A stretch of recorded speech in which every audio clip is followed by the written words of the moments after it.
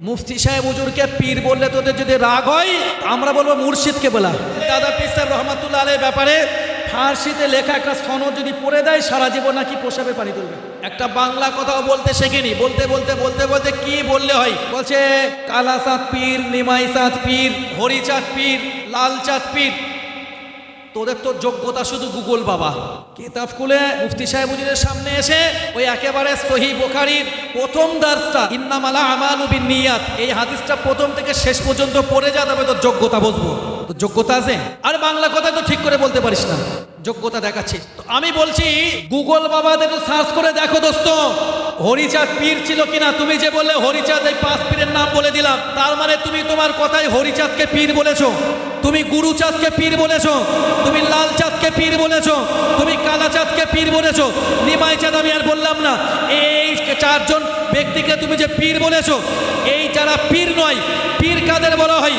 যারা ইলমে শরিয়াতের উপরে পারদর্শী, যারা কোরআনের উপরে পারদর্শী, কোরআনের ব্যাখ্যা গ্রন্থ তাফসীরের ব্যাপারে পারদর্শী, যারা হাদিসের ব্যাপারে পারদর্শী, হাদিসের ব্যাখ্যা গ্রন্থের ব্যাপারে যারা পারদর্শী, যারা আরবি সাহিত্যের উপরে পারদর্শী, যারা ফিকহের উপরে পারদর্শী, আরবি গ্রামারের উপরে যারা পারদর্শী, ইলমে দ্বীনের উপরে যারা পারদর্শী, এবং এই যে ইলমে জাহির এবং ইলমে বাতিন, যারা আধ্যাত্মিকতার ব্যাপারে আল্লাহ তাআলা শুকরিয়া আমলগুলোকে সাজিয়েছেন, তাদেরকে বলা হবে পীর। যদিও কোরআন হাদিসে কোথাও পীর নেই।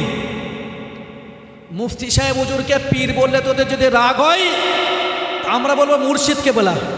সুবহানাল্লাহ বলুন। এই মুর্শিদ কেবলা কথাটাও আরবিতে লিখতে পারবে না, একদম বাস্তব বলছি। মুর্শিদ কেবলা যদি আরবিতে লিখতে পারে ওই নাদানটা, এই মাঝখানে একজন মুফতিকে দেখলাম, এমনি আমি বিশ্বাস করুন আমি তার চেহারা জীবনে দেখিনি। এই লাইফের প্রথম দেখা হলো, আমি নাম শুনেছি কিন্তু জীবনে চেহারা দেখিনি। কোনোদিন কথাটা বলতে আসে না, দুম করে এসে মাইকে বলছে যে দাদা পীর সাহেব রহমাতুল্লাহ আলাইহির ব্যাপারে ফার্সিতে লেখা একটা সনদ যদি পড়ে দেয় সারা জীবন নাকি প্রসাবে পানি তুলবে। তো ফার্সি ভাষা কি আমাদের এখন এখানে প্রচলন আছে? আমি যদি আপনাকে বলি যে না বড় 10 পাতার একটা ইংরাজি নিয়ে যাব, অন্য এই ভারতবর্ষের ইংরাজিদের মতো নয়, বিদেশি যাদের ভাষা প্রকৃত ইংরাজি, ওই ইংরাজিতে এবার চ্যালেঞ্জ ছুড়ে দেবো, ওই ইংরাজিটা ঠিকঠাক শুরু থেকে শেষ পর্যন্ত পড়ে দিলে আমি তোমাকে কিছু বকশিশ দেবো, মিষ্টি খেতে দেবো। কেন? আমার তো টাকা কম, আমি তত নিচে নামতে পারবো না। তোমার মতো মুফতির মুখে কুলায় যে তুমি প্রসাবের পানি তুলবে, ইস্তেঞ্জার পানি তুলবে, অজুর পানি তুলবে।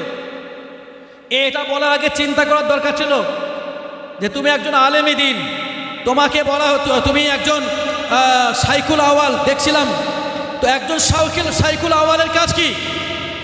হযরত ইমাম আবু হানিফা রহমাতুল্লাহ আলাইহি, তানাকে যখন বাদশার পক্ষ থেকে আমন্ত্রণ জানানো হলো, আবু হানিফা রহমাতুল্লাহ আলাইহি সেখানে কি বললেন? আমি আপনার কাছে যাব না, আমি আবু হানিফা আমার মর্যাদার দিকে তাকিয়ে না, আমার ভিতরে আল্লাহ তাআলা যে এলেম দিয়েছেন আমি আমার এলেমকে ছোট করতে পারবো না। ইউটিউব আর ফেসবুক খুললেই এত বেশি পরিমাণে ফিতনা ছড়াছড়ি দেখতে পাচ্ছি যে যেগুলো শুনলেই বা চোখে দেখলেই তার একটা সন্তোষজনক উত্তর দিতে হবে, এটা ইমানি দায়িত্ব, ঠিক কিনা? আবার যখন এই উত্তর দিতে যাব তখন এক শ্রেণী মানুষের গায়ে সেটা বাজবে, নাম না করলেও বাজবে। তবে বাজবে তাদের যাদের চিন্তা ভাবনা শুধু দুনিয়ামুখী। কোন দিকে? দুনিয়ামুখী। ইসলাম জাহানের দ্বিতীয় খলিফা ফারুকে আজম উমারে ফারুক রাদিয়াল্লাহু তাআলা আনহুর দৌহিত্র হযরতে সালেম রহমাতুল্লাহ আলাইহি, তিনি 1 তারিখে কাবা তোয়াফ করছেন, মাতাফে আছেন। কাবা তোয়াফের জায়গাটাকে আমরা মাতাফ বলি। তিনি মাতাফে আছেন। এমন সময় তৎকালীন বাদশাহ মালিক ইবনে হিশাম বাদশাহ উমারে ফারুক রাদিয়াল্লাহু তাআলা আনহু দৌহিত্র সালেম রহমাতুল্লাহ আলাইহিকে বললেন যে হুজুর, আমি নিজের পক্ষ থেকে আপনাকে কিছু উপকার করতে চাইছি। আপনি যদি আমার পক্ষ থেকে কিছু উপকার নেন তাহলে আমি অবশ্যই আপনার জন্য কিছু দেব। হযরত সালেম বললেন, আল্লাহর ঘরের সামনে দাঁড়িয়ে গায়রুল্লাহর কাছে কোনো সওয়াল করাকে পছন্দ করি না। সুবহানাল্লাহ একটু বলা যাবে?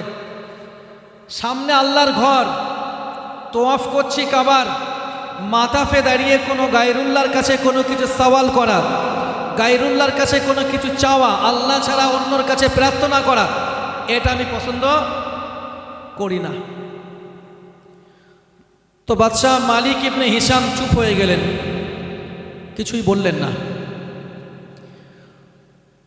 কিছু সময় পরে যখন দেখা গেল হযরতে সালিম উমারে ফারুক রাদিয়াল্লাহু তাআলা আনহু দৌহিত্র, তিনি মাতাব থেকে বার হলেন। ঘটনাক্রমে দেখা গেল বাদশাও সেই সময়ই বার হলেন। মাতাফের বাইরে এসে যখন দুজনে আবার মুখোমুখি হলেন, তখন বাদশাহ বললেন হযরত সালিমকে, হুজুর আপনি তো আগে মাতাফে ছিলেন, আমি আপনাকে কিছু উপকার করতে চেয়েছিলাম, কিন্তু আপনি আমার কাছ থেকে কোনো উপকার নিতে চাননি। এখন আপনি বলুন আমি আপনাকে কিভাবে উপকার করতে পারি? হযরত সালিম বললেন, তুমি আমাকে যে উপকার করতে চাইছো, তুমি আমাকে উপকার করার জন্য যে আমার পিছু পড়ে আছো, আমি তোমার কাছে জানতে চাইছি যে উপকারটা তুমি আমাকে করবে ওটা কি আমি দুনিয়াতে পাবো না পরকালে পাবো? তুমি যে উপকারটা আমাকে করবে ওটা আমার কি দুনিয়ায় কাজে লাগবে নাকি আমার পরকালে কাজে লাগবে?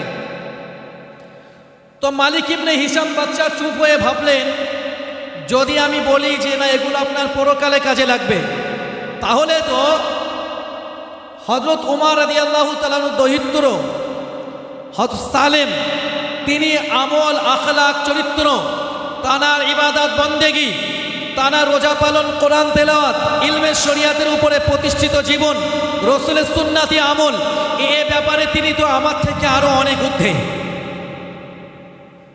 তাই তিনি বললেন যে হুজুর আমি পরকালের ব্যাপারে আপনাকে কি উপকার করব? আমি যে উপকার আপনাকে করব ওটা আপনি দুনিয়াতে পাবেন। হযরত সালিম বললেন, দুনিয়াতে কিছুদিন শান্তিতে থাকার জন্য, কিছুদিন তৃপ্তি পাওয়ার জন্য, আরাম করার জন্য আল্লাহর কাছে কোনোদিন দুনিয়া চাইনি যে আল্লাহর কাছে চাইলেই আল্লাহ দেবেন। আর তুমি আমাকে কি দেবে? তোমার কাছে আমি চাইতে যাব? কথা বুঝলেন?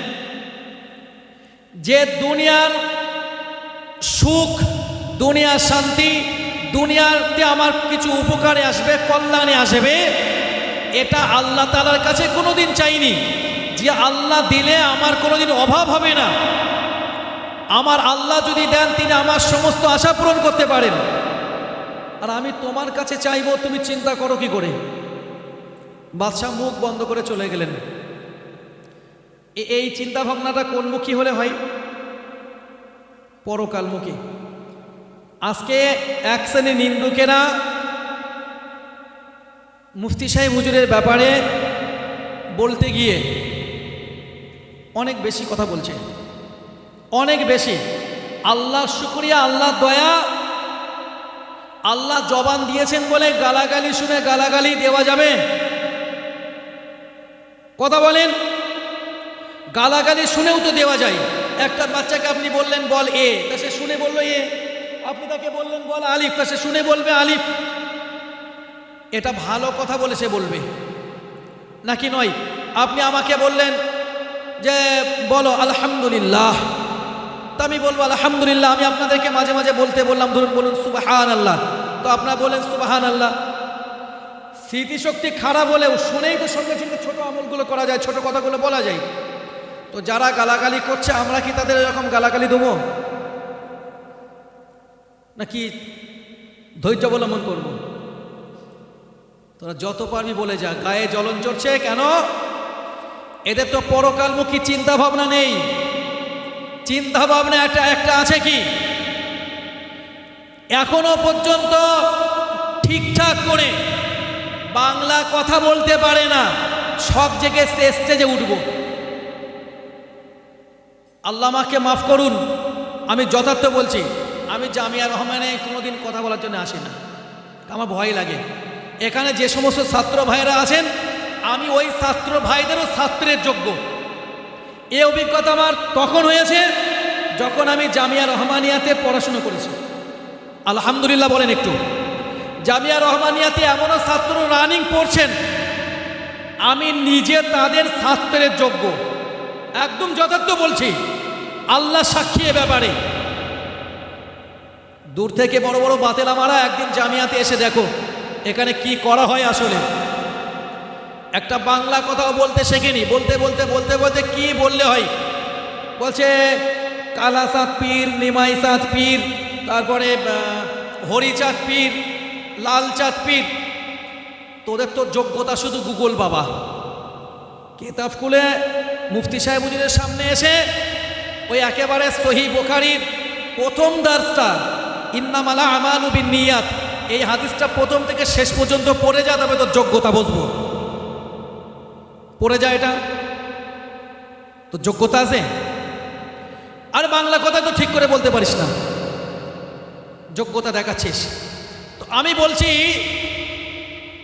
গুগল বাবাদের সার্চ করে দেখো দোস্ত, হরিচাঁদ পীর ছিল কিনা। তুমি যে বললে হরিচাঁদ, এই 5 পীরের নাম বলে দিলাম, তার মানে তুমি তোমার কথায় হরিচাঁদকে পীর বলেছো, তুমি গুরুচাঁদকে পীর বলেছো, তুমি লালচাঁদকে পীর বলেছো, তুমি কালাচাঁদকে পীর বলেছো, নিমাইচাঁদ আমি আর বললাম না।